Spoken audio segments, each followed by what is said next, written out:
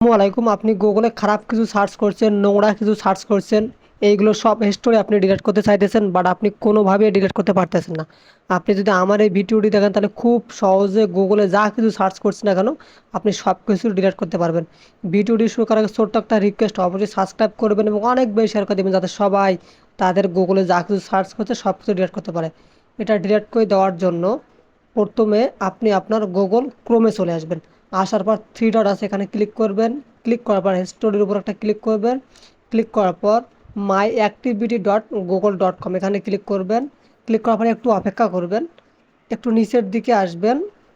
আসার পর এখানে দেখেন ডিলেট, ডিলেটের উপর ক্লিক করবেন।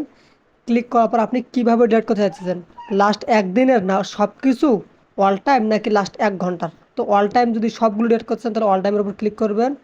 ক্লিক করার পর সিলেক্ট অল, এটাকে আপনি টিকমার্কটা উঠে দেবেন। দেওয়ার পর আপনি এখানে জাস্ট সার্চ এটাকে আপনি ডিলিট করে দিবেন। ইমেজ সার্চ এটাকে ডিলিট করে দিবেন। এই দুইটা সিলেক্ট করবেন। সিলেক্ট করার পর এই নেক্সটের ক্লিক করবেন। ক্লিক করার পর তখন ডিলিট অপশনে ক্লিক করলে কিন্তু আপনার সব কিছু ডিলিট হয়ে যাবে। তারপর আর একটু ব্যাগে আসবেন। আসার পর আবার থ্রি ডটে ক্লিক করবেন। ক্লিক করার পর ডিলিট ব্রাউজিং ডাটা এখানে ক্লিক করবেন। ক্লিক করার পর ডিলিটে ক্লিক করবেন।